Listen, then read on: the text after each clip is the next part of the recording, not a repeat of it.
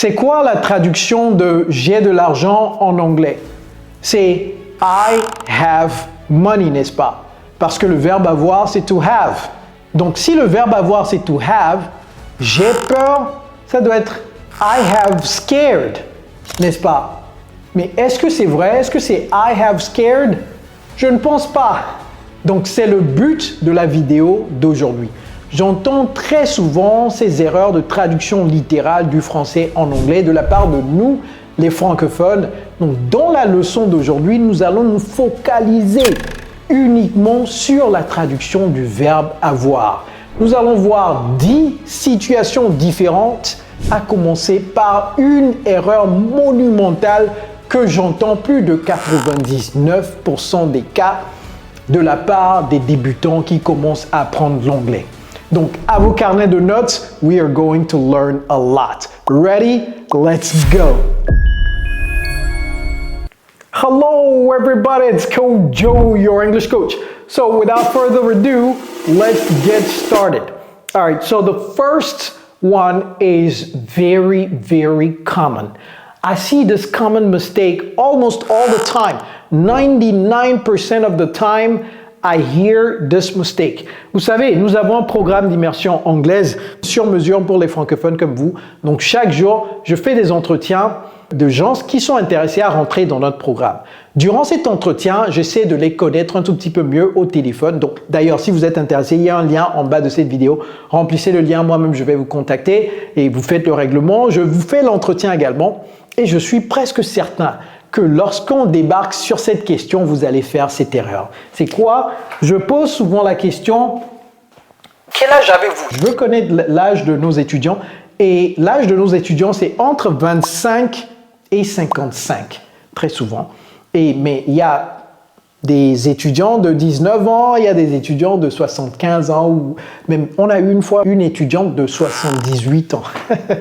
Donc c'est pour tous les âges et pour tous les goûts. Alright, donc la première question que je pose c'est quel âge avez-vous? Donc je pose généralement la question en français pour voir ce qu'ils vont dire. Parce que si je posais ça en anglais, automatiquement ils vont comprendre et ils vont savoir la réponse correcte. Et j'entends très souvent j'ai 35 ans.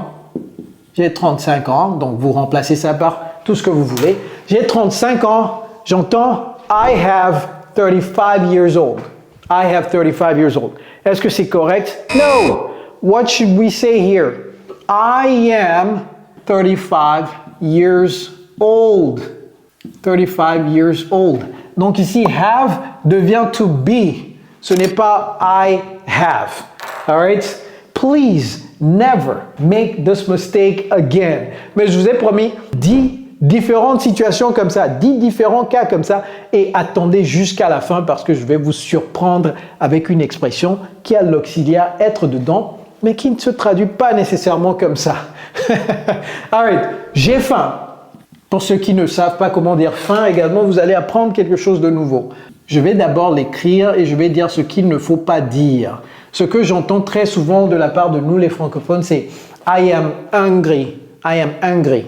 Vous dites ça à un Américain, il va dire hein? Hein? Donc utilisez ce hein là pour dire I am hungry. I am hungry. Ok, c'est hungry. J'ai jamais fait ce cours comme ça. Je viens juste de découvrir qu'on peut dire hungry. Ok? C'est hungry. Donc avoir faim. Avoir soif. Le frère de faim, c'est soif, n'est-ce pas? J'ai soif. Donc, vous apprenez les prononciations également. Je vais d'abord l'écrire. Est-ce que c'est thirsty? Non, c'est pas thirsty, c'est I am thirsty. I am thirsty. OK? J'ai sommeil. Tout ça, c'est l'auxiliaire avoir. En anglais, I am sleepy. I am sleepy. All right? Ce n'est pas I have sleepy. Une autre erreur que j'entends très souvent, c'est oui, tu as raison. You have right. Ou bien j'ai raison. I have right. Est-ce que c'est I have right? Tu as raison. J'ai changé un tout petit peu le pronom parce que vous savez, il y a certaines personnes qui bûchent littéralement les choses. Donc, le jour où ils vont vouloir utiliser tu, ils vont se dire mais coach ne nous a pas appris pour tu, hein. Donc pour tu, est-ce qu'on doit utiliser... Pas vous, vos amis, vos autres amis là, à qui vous allez partager cette vidéo. Ils pensent comme ça, parce qu'ils bûchent tout. Dites-leur de ne pas bûcher comme ça. Hein? Il faut changer les variables. Ça, c'est une variable. Changez les variables, ok? Tu as raison. Est-ce que c'est you have rights? Non, c'est you are right. You are. Ce n'est pas you have. 1, 2, 3, 4, 5. Comment dire tu as tort? Je voulais dire j'ai tort, mais les gens n'aiment pas reconnaître qu'ils ont tort, n'est-ce pas? Bon, je vais dire j'ai tort. J'ai tort. Comment dire ça en anglais? J'ai tort. J'ai tort. How do we say that? How do we say that? Je vous donne 5 secondes pour l'écrire en commentaire. 5, 4, 3, 2, 1. En fait, c'est très simple. C'est très simple. I am. L'opposé de right, c'est quoi? Quelqu'un a dit left. Pourquoi vous dites left? C'est pas I am left. Qui a dit left là-bas? J'ai entendu quelqu'un dire left. C'est pas left, hein. C'est wrong. I am wrong. Et ce n'est pas wrong. Ne dites pas r. Non. Lorsque vous mettez la main ici, vous dites wrong. Wrong. Wrong. C'est r. C'est ici. Wrong.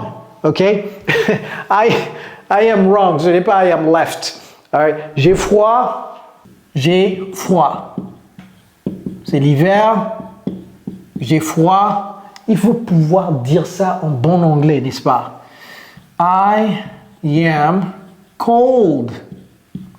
J'ai chaud. Je vous ai dit à la fin, je vais vous donner une expression en français qui a l'auxiliaire être dedans. Donc, patientez.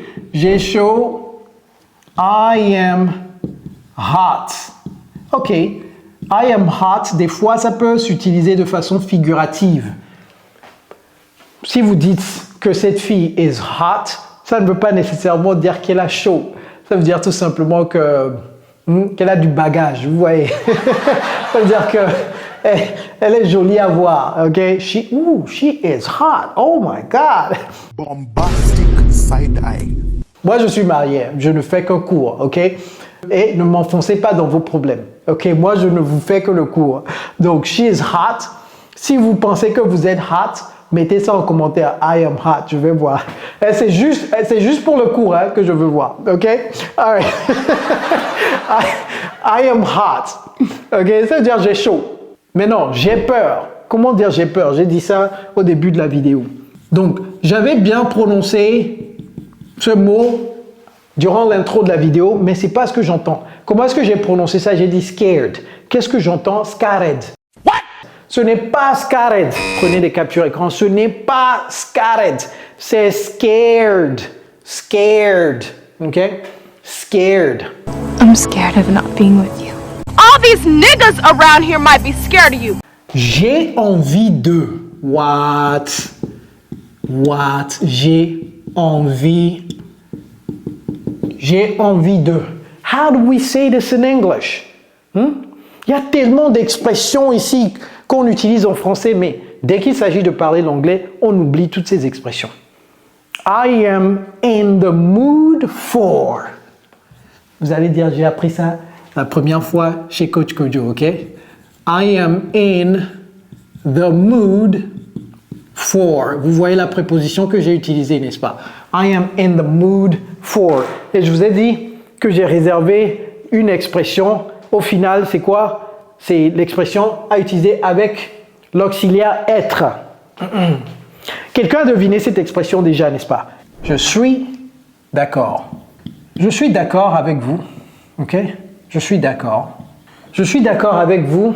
Ce n'est pas. Et ça, je l'entends tout le temps. Ce n'est pas I am agree. S'il vous plaît, s'il vous plaît. Quel que soit ce que vous mettez à la fin, ça ne marche pas. Si vous mettez un D, ça ne marche pas non plus. Ce n'est pas I am agreed. C'est quoi? Quelqu'un a dit I have agreed. Ce n'est pas correct non plus. Arrête. C'est quoi? C'est tout simplement, qui a deviné? Je vous donne 5 secondes. 5, 4, 3, 2, 1. I agree. I agree. Tout simplement.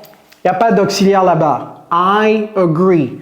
Never make this mistake again and never make these mistakes again. Very, very important. All right, everybody? Et si vous souffrez de la traduction littérale, toujours vous pensez en français avant de traduire en anglais, eh bien regardez cette vidéo juste après celle-ci pour avoir le plan d'action pour savoir comment commencer à penser directement en anglais. All right, everybody? It's Coach Joe, your English coach. Take care, guys.